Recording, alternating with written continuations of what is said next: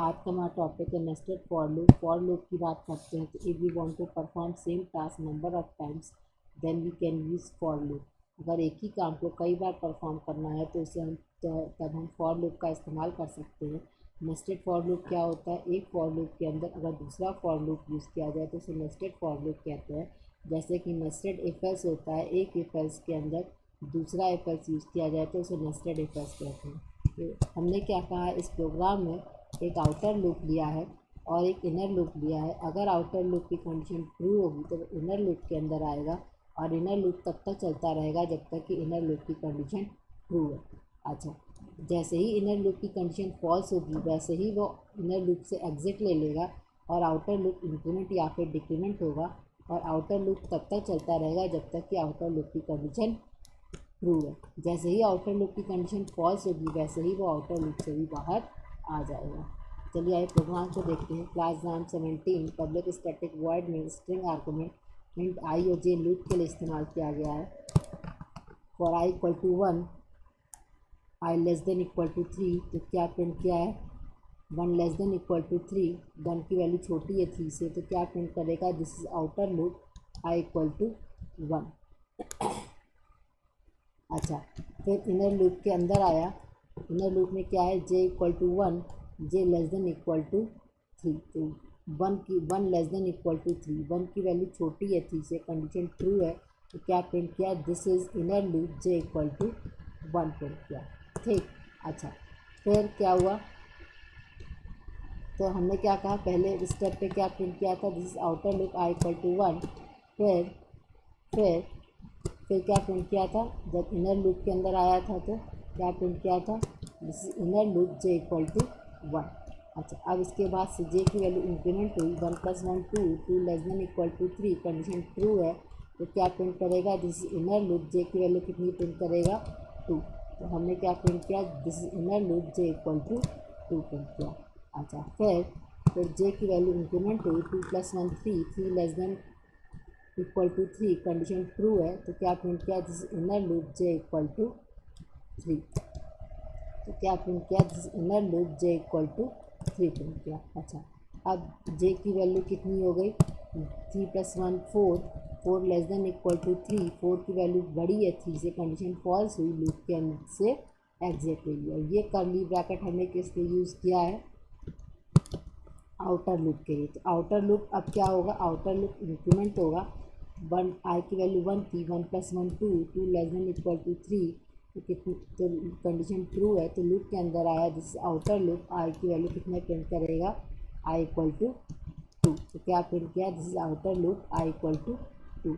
अच्छा, फिर outer loop 2 थी तो इनर लूप के अंदर आया, तो जे इक्वल टू 1, जे की value 1 less than equal to 3, condition true है, तो कितना प्रिंट किया? This is inner loop J equal to 1 print किया। ठीक। अच्छा, फिर इसके बाद से हमने क्या कहा कि जे की value 1 + 1 2, 2 less than equal to 3, condition true है, तो क्या प्रिंट किया? This inner loop J equal to 2 print किया। तो क्या कंडीशन, क्या प्रिंट किया? This inner loop J equal to 2 print किया। अच्छा, फिर इसके बाद से फिर जे की वैल्यू इंक्रीमेंट हुई, 2 + 1 3, 3 less than equal to 3, condition true हुई, तो दिस इनर लूप क्या प्रिंट किया? जे इक्वल टू 3 प्रिंट किया। अच्छा, फिर इसके बाद से फिर 3 + 1 4 हो गई वैल्यू, जे की value 4 less than equal to 3, condition false हुई, तो क्या, तो लूप के अंदर आएगा ही नहीं और वो इनर लूप से एग्जिट ले लेगा। फिर ये लूप किस लिए यूज़ किया था? आउटर लूप के लिए यूज़ किया था। तो हमने क्या कहा? आउटर लूप की वैल्यू इंक्रीमेंट हो गई, 2 + 1 3 हो गई, 3 less than equal to 3, condition true है, system dot out println I की वैल्यू कितना प्रिंट किया? 3 प्रिंट किया। तो कितना प्रिंट किया? This outer loop I equal to 3 print किया। फिर हमने क्या कहा? फिर J equal to 1, J less than equal to 3, 1 less than equal to 3, 1 की वैल्यू छोटी है 3 से, तो कंडीशन ट्रू हुई, दिस इनर लूप कितना प्रिंट किया? जे इक्वल टू 1, तो क्या प्रिंट किया? This inner loop J equal to 1। अच्छा, फिर इसके बाद से हमने क्या कहा?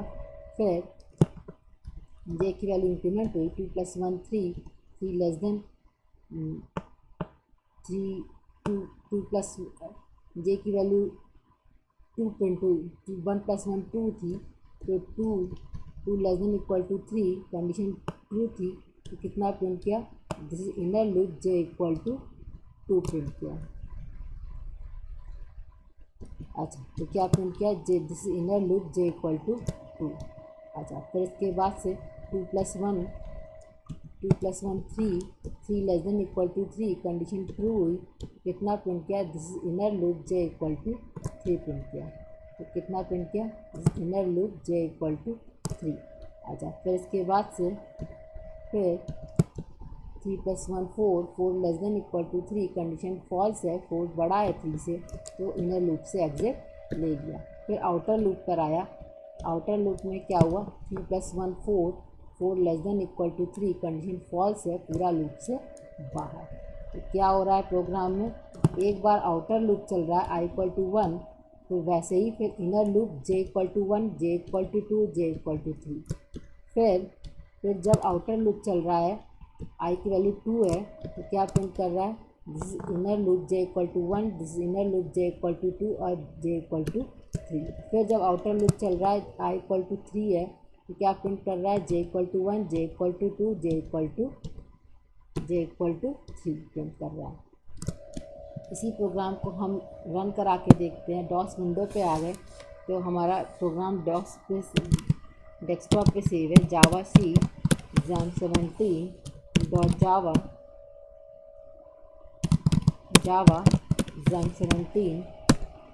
क्या प्रिंट किया, this is outer loop i = 1 j = 1 j = 2 j = 3। फिर जब i की वैल्यू 2 हुई तो j = 1 j = 2 j = 3। फिर जब i की वैल्यू 3 हुई तो j की वैल्यू 1 j की वैल्यू 2 और j की वैल्यू। तो इस तरीके से लूप चलता है।